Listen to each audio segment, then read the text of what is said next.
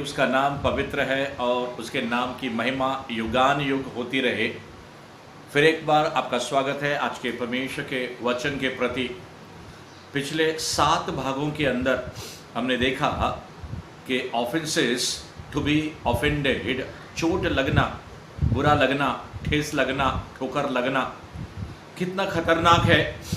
और हमने पिछले 7वें भाग के अंदर ये भी देखा कि कौन से ऐसे तरीके हैं और व्हाट आर द मेजर्स जिसके ज़रिए ये ठेस लगना या ठोकर लगना, बुरा लगना, इनसे हम कैसे नजात यानी कि छुटकारा पा सके।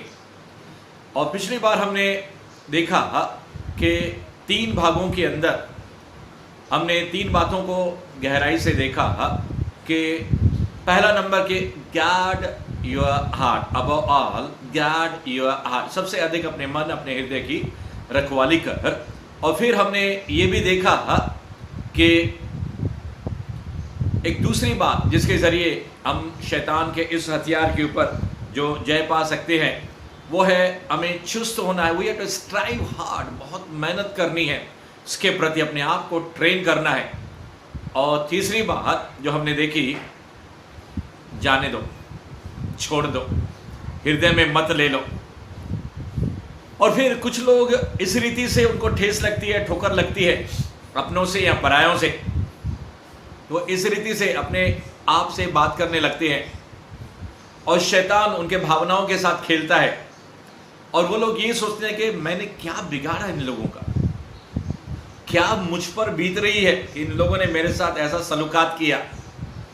जब बुरा लगता है, ठोकर लगती है, ठेस लगती है, और फिर आखिर मैं क्या करूं। और लोग बहुत से ऐसे तरीकों को अपनाते हैं जिनके बारे में हमने बार बार जिक्र किया है कि वो परमेश्वर की आत्मा की तरफ से नहीं है, रूठ जाते हैं, रिश्ता ख़त्म कर देते हैं, तोड़ देते हैं, बात करना बंद करते हैं। और कभी कभी लोग बदला भी लेते हैं कड़वाहट से, और उनका जीवन जो है मिजरेबल यानी कि दुखी, लाचार या बीमारी और अलग अलग प्रकार की समस्याओं के अंदर वो लोग पड़ जाते हैं। तो आज हम 2 और बातों को देखेंगे कि किस रीति से शैतान के इस हथियार को हम क्या करें, जड़ से उखाड़ डालें। तो आज चौथा भाग और फिर 5वां भाग, 4th and 5th थिंग हम आज इस स्टडी के अंदर, और फिर उसके बाद हम प्रभु भोज के अंदर जाकर परमेश्वर के नए अभिषेक और सामर्थ को पाकर शैतान के इन कार्यों को हम क्या करेंगे, अपने जीवन से हमेशा हमेशा के लिए उतार डालेंगे। उसका ट्रेस, उसका निशान भी हमारे अंदर नहीं पाया जाएगा। कि जैसे यीशु ने कहा वो सामने अधिपति आ रहा है, वो शैतान आ रहा है, मगर उसका मेरे अंदर कुछ भी नहीं है। तो चौथी बात जिसके जरिए, 4th मेजर, कैसे हम इस शैतान के इस हथियार को, बुरा मानना, ठेस लगना, ठोकर लगना, चोट लगना, रूठ जाना, offence and to be offended, हम कैसे इस बात से छुटकारा पाने। तो मेरे प्रियो, अगर आपके पास पवित्र शास्त्र है तो मेरे साथ आप बाइबल खोल सकते हैं। रोमियो उसका 12वां अध्याय है और हम 17 से लेकर अगर 21 तक हम लोग देखें। रोमन चैप्टर 12 वर्सेस 17 to 21, वहां पे इस ठेस और ठोकर लगने के बारे में, नजात और छुटकारे के बारे में बहुत अच्छी बातें लिखी हुई हैं। और यहां पे लिखा है कि तुम बुराई के बदले बुराई मत करो, ईविल के बदले ईविल मत करो। 21वें वचन में लिखा है तुम बुराई से हारो भी नहीं। परमेश्वर के लोग हमारे साथ बुरा व्यवहार करते हैं, मगर परमेश्वर का आत्मा अपने वचन के मुताबिक हमको एक ऐसा हथियार देने को जा रहा है कि तुम उन लोगों के साथ जिसने तुम्हारे साथ गलत व्यवहार किया है, उनके साथ तुम बुराई ना करो। यहां तक कि परमेश्वर का आत्मा हमें अगुवाई करता है कि तुम उन बातों की खोज में रहो कि जो बातें सबके लिए, सबके निकट भलाई की हैं, उन बातों की चेष्टा, चिंता किया करो। ऐसा नहीं सिर्फ खुद के बारे में सोचते और इस दुख के सागर के अंदर तुम डूब जाओ कि इन लोगों ने मेरे साथ ऐसा बुरा व्यवहार किया, और शैतान को इस दिमाग के अंदर ऐसे विचारों को बार बार डालने के लिए मौका मत दो। मगर बाइबल हमें साफ मना करती है। हालांकि बाइबल रोमियो के 12वां अध्याय के बाद अगर हम 5वें अध्याय मत्ती के अंदर भी देखें तो प्रभु यीशु मसीह तो हमें अपने सताने वालों के से प्रेम करने के लिए और जो हमें कष्ट देते हैं उनके लिए प्रार्थना करने के लिए प्रभु यीशु मसीह हमें अगुवाई देता है। और बाइबल ये भी कहती है कि जितना हो सके तुम भरसक प्रयास करो, यानी कि बेहद कोशिश करो कि सबके साथ, चाहे वो विश्वासी है या अविश्वासी है। रोमन चैप्टर 12 वर्सेस 17 to 21 मैं अपनी भाषा में आपको उसका विस्तार रिवलेशन और प्रकटीकरण के साथ आपके सामने कुछ बातें रखना चाहता हूं। और मेरे प्रियो, अगर इन हथियारों के इन बातों को, रिवलेशन प्रकटीकरण को हम अपने सीने, अपने हृदय, अपने आत्मा के अंदर ले ले तो फिर आप और मैं ऐसे फुल प्रूफ हो जाएंगे।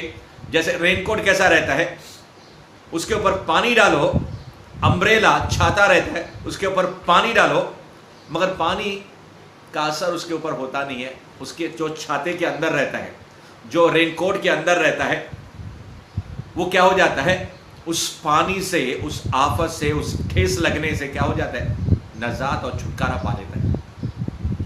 मेरे प्रिय, बाइबल कहती है कि सबके साथ मेल मिलाप रखो।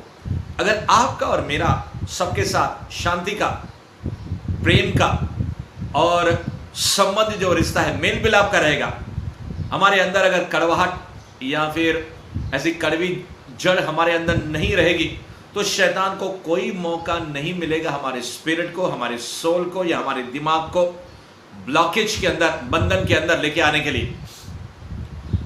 परमेश्वर के लोगों, बाइबल हमें साफ कहती है कि बुराई से हारो भी नहीं। 21 वचन में लिखा है। जैसे एक बार के दाऊद भजन संहिता के अंदर लिखता है कि प्रभु ये लोग इतनी बुराइयां करते हैं, इतना अन्याय करते हैं, जो दुष्ट लोग होते हैं वो इतने ऐश और आराम और आलीशान बंगलों के अंदर रहते हैं। इस प्रकार से भजनकार दाऊद और दूसरा भजनकार कहता है और इस विचार में रहता है कि ये इतनी दुष्टता कर रहे हैं, इतना मेरे साथ गलत कर रहे हैं, मेरी जान के पीछे पड़े हैं और यहाँ तक कि मैं अपनी जान को बचाने के लिए जंगलों के अंदर या फिर गुफाओं के अंदर मैं भाग रहा हूँ। यह हो सकता है जिन्होंने आपको चोट लगाई, जिन्होंने आपको ठेस लगाई, वो लोग तो मजे से, आनंद से, खुशी से उनका जीवन चल रहा है और आप ही हैं, चिंतित हैं, आप ही रोते रहते हो, आपकी आंखों के अंदर आंसू रहता है। वो पुरानी बातें जब आपको याद आती है तो परमेश्वर का जन होने के नाते, प्रभु की आत्मा के जरिए मैं आपसे कहना चाहता हूं मेरे प्रियो, फिर भी जिसने भी आपको ठेस लगाई, जिसने भी आपको चोट लगाई, हमने पहले इन बातों को देख चुका है कि माफ करना, क्षमा करना, जाने देना, अपने दिल की रक्षा करना और कठिन परिश्रम करना। और आज हम लोग देखने को जा रहे हैं, हम लोग सुनने को जा रहे हैं कि परमेश्वर के लोगों, इन चीजों को या इन घटनाओं को, इन परिस्थितियों को, जो चौथी बात मैं डिटेल में आपसे साथ कहना चाहता हूं, परमेश्वर के हाथ में सौंप देना। जो कोई भी आपके साथ बुराई करे, जो कोई भी आपके साथ गलत रीति से पेश आए और आपको चोट लगे, उस चोट को अपने दिल के अंदर लगने नहीं देना है। तो उपाय क्या है? चौथा, उन सारी बातों को, उन सारी घटनाओं को परमेश्वर के हाथों में क्या करना? सौंप देना और कहना अपने हृदय के अंदर कि परमेश्वर तू सच्चा न्यायी है। Lord you are a righteous जज। मुझे लगता है कि ये लोग क्या है? गलत है। इन लोगों ने मुझे चोट पहुंचाई है मगर मैं उनका न्याय नहीं करूंगा, मैं उनके ऊपर दोष नहीं लगाऊंगा, मगर जो मेरे साथ बीता है प्रभु, मैं आपको प्रार्थना के अंदर आपके हाथों में इन बातों को क्या करूंगा? सौंप दूंगा।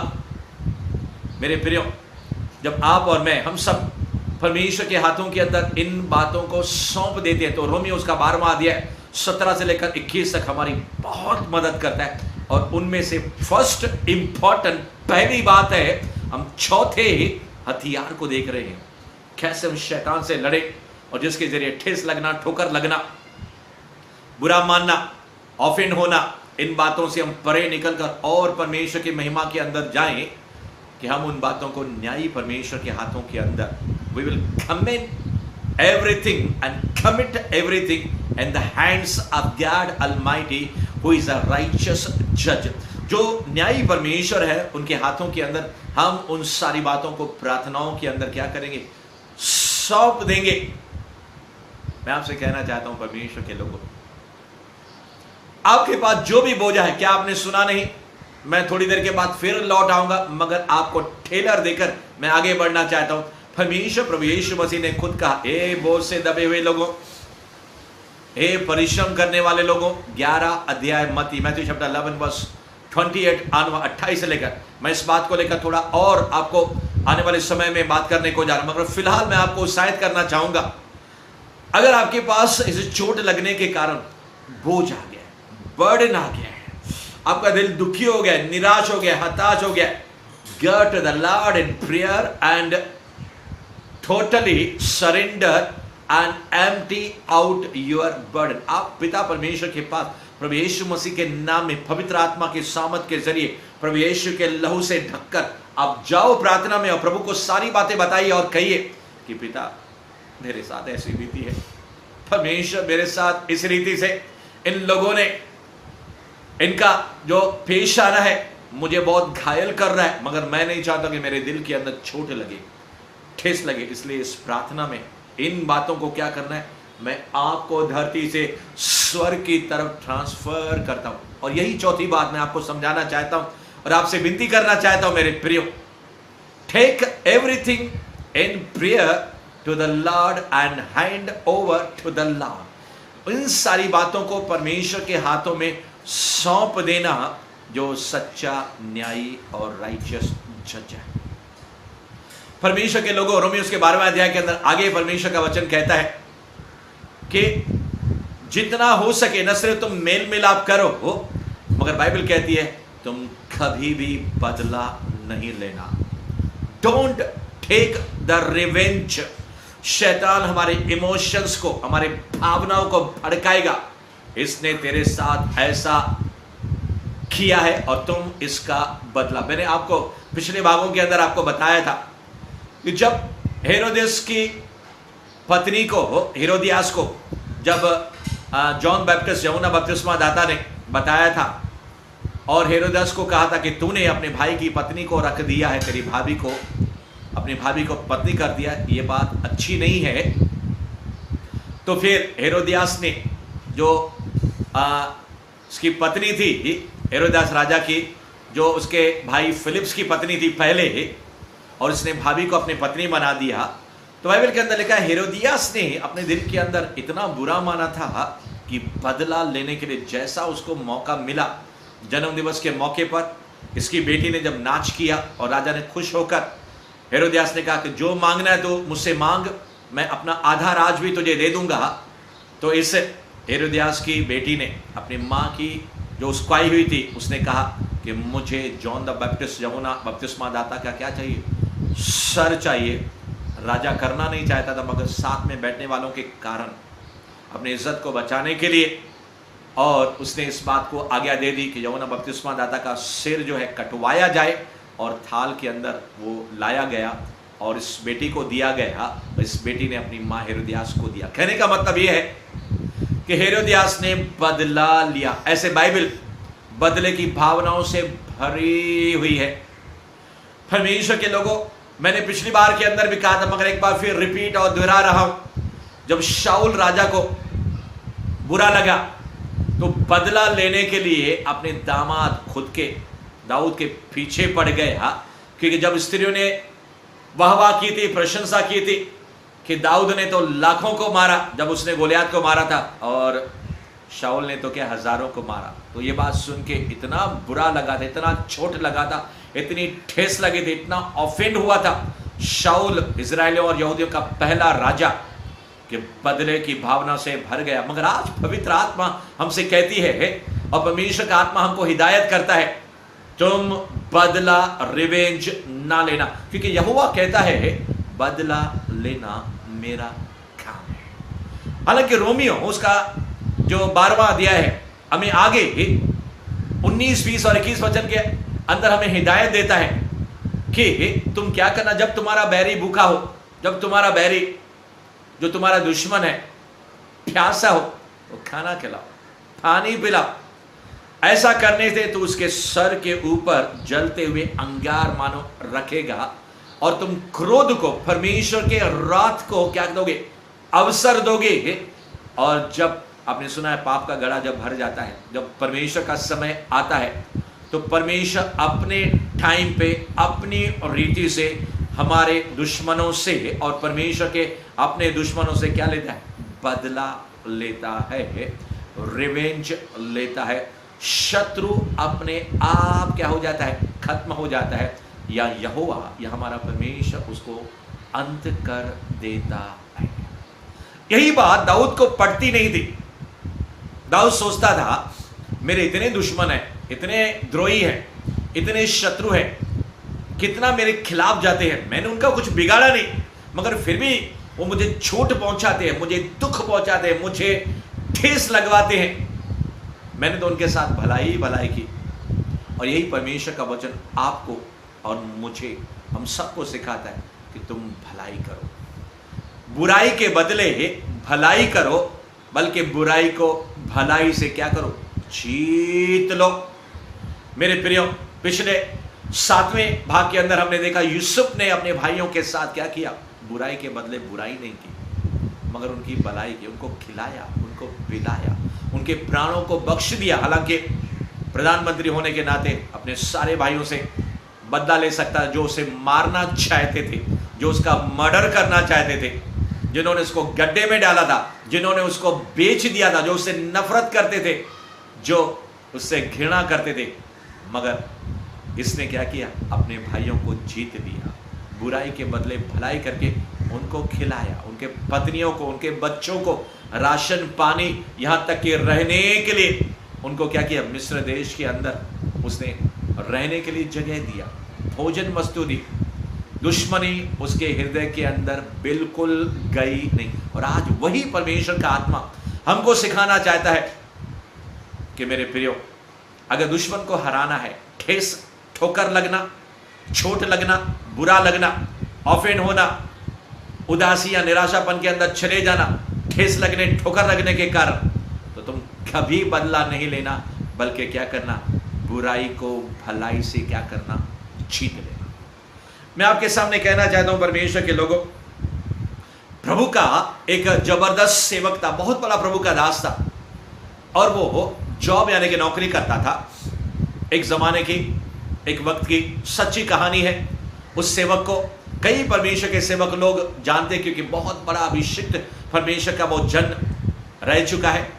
और जब वो अपने दफ्तर के अंदर था और बड़े पैमाने पे, हाई लेवल पे, ऊंचे स्तर पर ऑफिस के अंदर भी उसके ऊपर जिम्मेदारियां थी, बड़ा अवसर था, मगर उसका द्रोही, उसका दुश्मन, उसका शत्रु हमेशा इस ताक में रहता था कि वो ऑफिस के अंदर बस लेट आए। जो उसका बॉस था, जो उसका सुपरवाइजर था, हमेशा परमेश्वर के कारण और उसको प्रमोशन के ऊपर प्रमोशन मिलता था, उठता जाता था, और अन्य बातों के कारण उससे घृणा करता था, नफरत करता था, और हमेशा उसके पीछे पड़ा रहता था। एक दिन जब वो परमेश्वर का सेवक, प्रभु का अभिषिक्त दास, शायद 2 मिनट या 3 मिनट, जस्ट 2 मिनट्स या 3 मिनट्स ऑफिस के अंदर आने में उसको लेट हो गया, वो देर हो गई, और उसका सुपरवाइजर, उसका बॉस इस मौके की तलाश में था। और जैसे ही वो आया, इतना खरा खोटा उसको सुनाया, इतना उसकी इंसल्ट किया, उसका बेइज्जती किया, और उससे बहुत कड़वी और कठोर बातें कही। मगर ये परमेश्वर का अभिषिक्त जन चुपचाप सारी बातों को क्या किया, सुनता रहा। और उसने क्या किया, अपने मन, अपने हृदय में इस ठेस ठोकर को, हालांकि मैं कहना चाहूंगा इस ठोकर, इस ठेस को उसने अपने दिल में नहीं लिया। उसके पास मौका भी था, वो परमेश्वर से कह भी सकता था कि प्रभु, मैं जो ऑफिस में कभी लेट नहीं आया, जिंदगी में पहली बार मैं इस ऑफिस में, दफ्तर में एक बार लेट आया, और वो भी मैं आपसे दुआ कर रहा था, मैं प्रार्थना कर रहा था, और प्रार्थना से मैं 2 मिनट लेट उठा, और प्रार्थना के बाद जैसे ही मैं भागा भागा ऑफिस की दफ्तर की तरफ, मुझे 2 की 3 मिनट लेट हो गए। वो अंदर से तो रोया, अंदर से रो रो कर उसने इस स्थिति को, क्योंकि इंसान होने के नाते थोड़ा सा झटका उसको लगा, मगर उसने लंबे समय के लिए अपने दिल के अंदर इस कड़वाहट को, इस बेइज्जती को जगह नहीं दी, और उसने प्रार्थना के अंदर प्रभु को, सेनाओं के यहोवा को, पिता को यीशु के नाम में पवित्र आत्मा की सामर्थ के जरिए विनती प्रार्थना करके इस बर्डन को दे दिया जो उसके पास बोझ आया था, कि प्रभु मैं इस व्यक्ति को, अपने सुपरवाइजर, अपने बॉस को माफ तो करता हूं, मगर इस बात को मैं तेरे हाथों में सौंप देता हूं कि सच्चा न्यायी तू है, Lord you are a righteous जज। और फिर प्रार्थना करके ये प्रभु का सेवक अभिषेक दास भूल गया। कई साल हो गए कि ये परमेश्वर का सेवक रिटायर हो गया, उसका बॉस और सुपरवाइजर भी, वो तो पहले से ही रिटायर हो गया था, और फिर कई वर्षों के बाद ये उसका बॉस उसके पास आता है। जब ये अपने प्रभु के दफ्तर के अंदर, ये प्रभु का सेवक अभिषेक दास जब बैठा हुआ है, उसका बॉस, उसका सुपरवाइजर कई लंबे समय के बाद आता है, फूट फूट के रोता है, उसके कदमों के अंदर झुक जाता है और अपने हाथों को बढ़ा के बोलता है कि मुझे कोढ़ की बीमारी हो गई है और मैं इतना इलाज किया, कहीं से मुझे छुटकारा नहीं मिला। अब तू परमेश्वर के जन मेरे लिए दुआ कर, मेरे लिए प्रार्थना कर, और मैं आज इतने सालों के बाद मैं आपसे माफी मांगने को आया। मैं आपसे कहना चाहता हूं कि परमेश्वर के उस अभिषिक्त दास ने अपने बॉस को तो पहले से माफ कर दिया था। ऐसे हालात शायद आपके साथ भी बीती हो, मगर आज परमेश्वर का आत्मा आपको हिदायत देता है और आपको कहता है बुराई को भलाई से जीत लो। अय्यूब, उसके जिगरी यारों ने कितना उसका इंसल्ट किया, कितनी उसकी बेइज्जती की, मगर परमेश्वर ने अय्यूब से कहा जा तू अपने मित्रों के लिए क्या कर, दुआ कर, प्रार्थना कर। और जब अय्यूब ने ये स्टेप को लिया तो उसका सारा रोग दूर हो गया और डबल ब्लेसिंग। मैं आपसे कहना चाहता हूं, इस ठेस लगने वाली, ठोकर लगने वाली और चोट लगने वाली, ऑफेंड करने वाली, घायल करने वाली आत्मा को कभी भी अपने सीने, अपने हृदय, अपने आत्मा, अपने प्राण और अपने शरीर में कभी जगह न देंगे। और जब हम जगह नहीं देंगे तो मैं कहना चाहूं double anointing, second double portion of the anointing. अब एलिया के बाद एलीशा, आज मूसा के बाद परमेश्वर का आत्मा कहता है तुम वो यहोशू हो। आज प्रभु यीशु मसीह के बाद, आज कलीसिया प्रेरितों के बाद एपोस्टलिक और प्रोफेटिक अनॉइंटिंग के जरिए, जैसे आज सुबह की सभा के अंदर मैंने कहा था, एक बार फिर आज शाम के समय मैं आपसे कहना चाहता हूं, जब ठेस और ठोकर लगने की आत्मा को जब आप अपने सीने और हृदय में जगह ना देंगे, डबल पोर्शन ऑफ अनॉइंटिंग, न सिर्फ डबल पोर्शन, पुराना नियम, लिमिटलेस अनॉइंटिंग आपका इंतजार करिए। Receive my son, receive my daughter. आज प्रभु बोझ के अंदर प्रभु अपनी आत्मा को ढेलने को जा रहा है। मेरे प्रिय, मैं आपसे कहना चाहता हूं कि गांव के अंदर आज हम 8वें भाग के अंदर, 8th पार्ट, हम 8वें भाग के अंदर ठेस लगना, ठोकर लगना के बारे में आज स्टडी और मनन के जरिए परमेश्वर के वचन को सुन रहे हैं और सीख रहे हैं। एक गांव के अंदर एक कहानी है कि एक व्यक्ति जो है ट्रक चलाकर, वो शायद नशे में था और ट्रक चलाकर जैसे ही रास्ते पर गांव के अंदर वो ट्रक को लेकर जा रहा था, वो ड्राइवर था, अचानक चलते चलते उसके सामने एक व्यक्ति आ जाता है साइकिल पर, और साइकिल वाले को ये ट्रक वाला जो ड्राइवर है उड़ा डालता है, शायद नशे के अंदर धूर्त होकर, और इस साइकिल वाले की क्या हो जाती है, देहांत यानी कि मृत्यु हो जाती है। और फिर लंबे समय पुरानी ये कहानी है, और जब ये व्यक्ति मर जाता है, साइकिल वाला, पब्लिक जमा हो जाती है, इस ट्रक वाले के ड्राइवर को पकड़ लेती है। और ये एक कहानी है जिसके जरिए परमेश्वर का आत्मा हमको बताना चाहता है कि ठेस लगना, ठोकर लगना, उससे हम कैसे नजात और छुटकारा पा सकते हैं। मेरे प्रियो, सरकार की तरफ से उस गांव के अंदर जो पुलिस होती है उसको पकड़ लेती है, इस ड्राइवर को, और फिर इस व्यक्ति को सजा सुनाई जाती है। उस कहानी के मुताबिक, उस गांव के पुलिस के मुताबिक कि तुझे जिंदगी भर इस गांव को छोड़ना नहीं है। इस गांव के अंदर रहकर जिस व्यक्ति को तूने मार डाला है उस घर के लोगों की तुझे सेवा करनी है। और फिर ये ड्राइवर, ये ट्रक ड्राइवर कई बार भागने की कोशिश करता है मगर पकड़ा जाता है। मगर बाद में उसने मर्डर किया, मानो उसने एक्सीडेंट के जरिए, दुर्घटना के जरिए किसी व्यक्ति को मार डाला। सारे गांव वाले उसके दुश्मन हो गए और यहां तक कि ये व्यक्ति जो साइकिल वाला मर गया था, उसकी पत्नी, उसके बच्चे जो थे वो भी इसके दुश्मन हो गए। हमेशा इसके नफरत और इसके ऊपर घृणा करते थे। मगर ये व्यक्ति जब भागने में सफल नहीं हो गया तो मुझे लगता है परमेश्वर की आत्मा ने इस व्यक्ति के साथ बातें की और इस व्यक्ति ने क्या किया, इसको बहुत बुरा लगा। इसने खुद दूसरे लोगों को ठेस पहुंचाई थी। जिस व्यक्ति को उसने मार डाला था एक्सीडेंट के जरिए, दुर्घटना के जरिए, उसकी पत्नी, उसके बच्चे और गांव वाले सारे, उनको ठेस लगी थी, उनको ठोकर लगी थी। और बदले में उन लोगों ने क्या किया, इसको बहुत बुरा कहा, उसको मारा, पीटा, रस्सियों से बांधा। और फिर आखिर में इस व्यक्ति ने, उसके भागने का जब रास्ता कोई नहीं था तो परमेश्वर की आत्मा ने शायद उस व्यक्ति से बात किया और उसने अपने स्वभाव को बदल डाला। और उसके बाद वो इतना नम्र हो गया, इतना दीन हो गया कि वो गांव के सारे लोगों की सेवा करने लगा। और यहां तक कि इस विधवा पत्नी की वो सेवा करने लगा, बच्चों की सेवा करने लगा।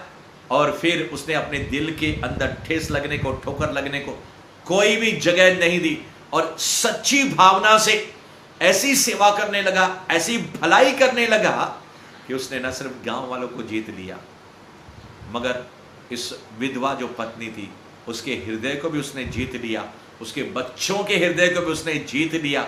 और आखिर सरकार ने क्या किया, सरकार ने कहा तेरी सजा माफ है, इस गांव को तू छोड़ के तू चला जा सकता है। क्योंकि कई वर्ष उसने उस गांव के अंदर सच्ची सेवा करके दुश्मनी को क्या किया, दोस्त की तरह, बुराई को भलाई के जरिए उसने क्या किया, पेश आकर इस बुराई को जीत लिया।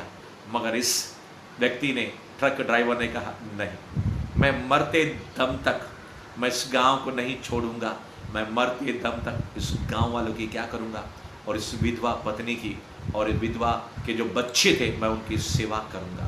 मैं आपसे कहना चाहता हूं परमेश्वर के लोगों, भलाई बुराई को जीत लेती है और बदला जब हम लेते हैं तो हम शैतान को मौका देते हैं। मगर जब हम बदला नहीं लेते हैं तो हम परमेश्वर के रात को, परमेश्वर के क्रोध को उस व्यक्ति से बदला लेने के लिए हम लोग मौका देते हैं। मैं आपसे कहना चाहता हूं परमेश्वर के लोगों, प्रभु के लोगों, मैंने थोड़ी देर पहले कहा शाऊल के बारे में, राजा दाऊद के बारे में।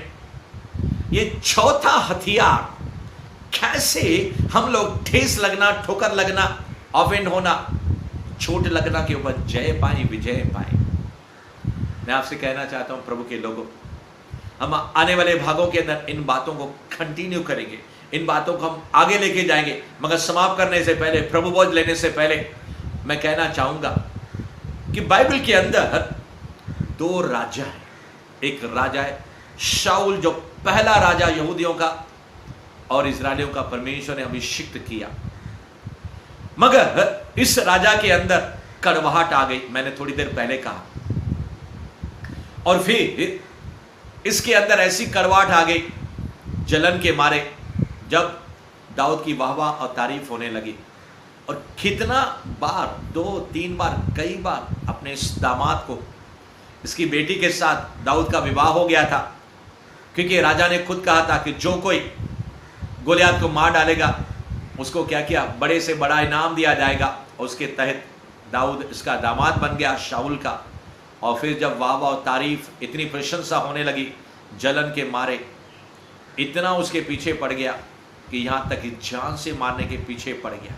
मैं आपसे कहना चाहता हूं, ठेस लगना, ठोकर लगना, मर्डर और खून करने के पीछे भी ये जो आत्मा है, मैंने पिछले भागों के अंदर बताया था, डिप्रेशन, डिस्करेजमेंट, निराशा, हताशा और आखिर में इंसान इतना अंधा हो जाता है आत्मिक रीति से कि अपने ही लोगों का मर्डर और खून करने के लिए क्या हो जाता है, उसके ऊपर उतर आता है।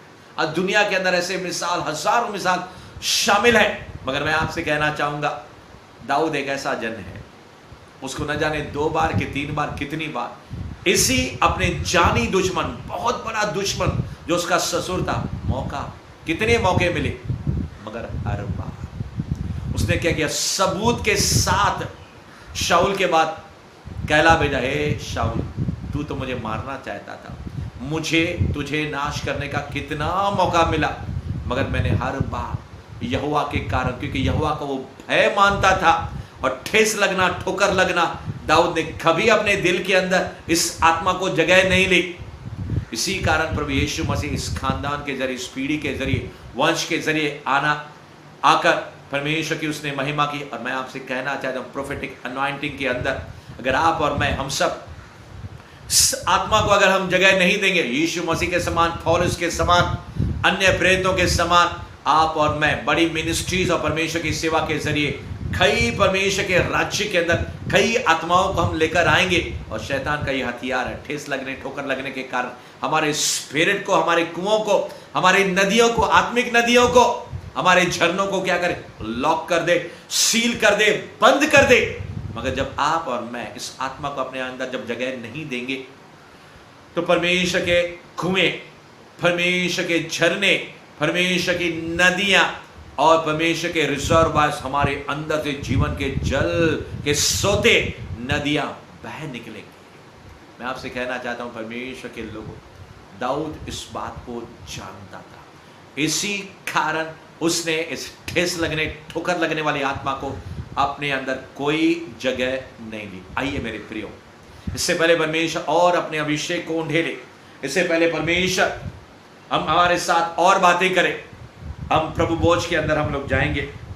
और मैं आपसे कहना चाहता हूं परमेश्वर के लोगों कि मत्ती उसका 26वां अध्याय, आज सुबह के अंदर भी हमने पढ़ा था, फिर एक बार मैं आपके लिए मत्ती उसका 26वां अध्याय 26 से लेकर मैं आगे पढ़ना चाहूंगा। मैथ्यू चैप्टर 26 to 26 से लेकर मैं आपके लिए 30 तक पढ़ना चाहूंगा। जिनके पास पवित्र शास्त्र अपने घरों के अंदर अपनी बाइबल खोल के हम वचनों को देख सकते हैं। जब वे खा रहे थे, प्रभु भोज जब वो खा रहे थे, तो यीशु ने रोटी ली और आशीष मांगकर तोड़ी और चेलों को देकर कहा, लो खाओ, यह मेरी देह है। 27वां वचन, फिर उसने कटोरा लेकर धन्यवाद किया और उन्हें देकर कहा, तुम सब इसमें से पियो, क्योंकि यह वाचा का मेरा वह लहू है जो बहुतों के लिए पापों की क्षमा के निमित्त बहाया जाता है।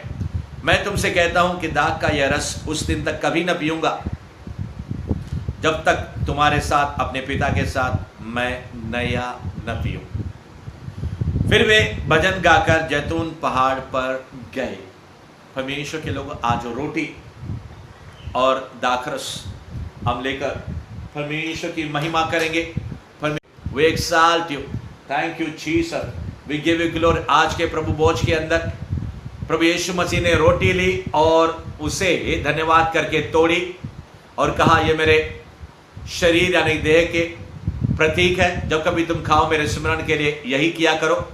और उसके पश्चात मैं आपसे कहना चाहता हूं कि प्रभु यीशु मसीह ने दाखरस लिया और कहा, ये मेरे लहू के अंदर नई वाचा है, जब कभी तुम पियो तो मेरे स्मरण के लिए यही किया करो।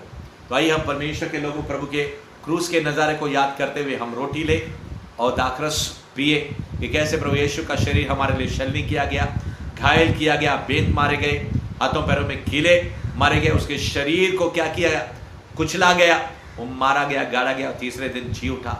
आइए इन बातों को हम याद करते हुए प्रभु यीशु मसीह के खास करके क्रूस के नज़ारे को याद करते हुए और परमेश्वर के प्रति, इंसानों के प्रति अगर हमने पाप किया है तो प्रभु से माफ़ी मांगकर हम अपना रिश्ता प्रभु से और इंसानों के साथ ठीक करके इस बोझ के अंदर भाग लें और परमेश्वर के आशीर्वादों को लें।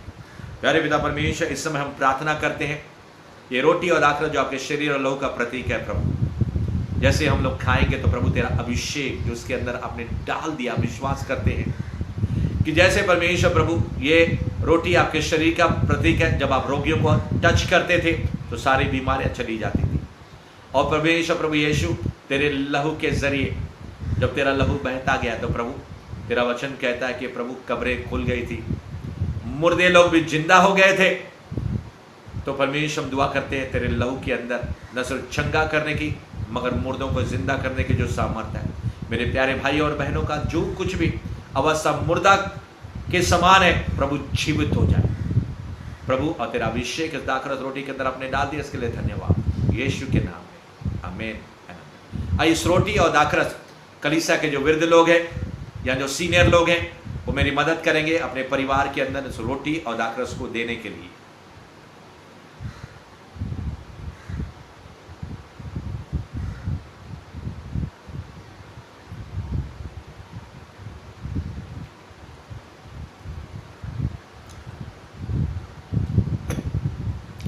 आइए हम लोग प्रार्थना करें।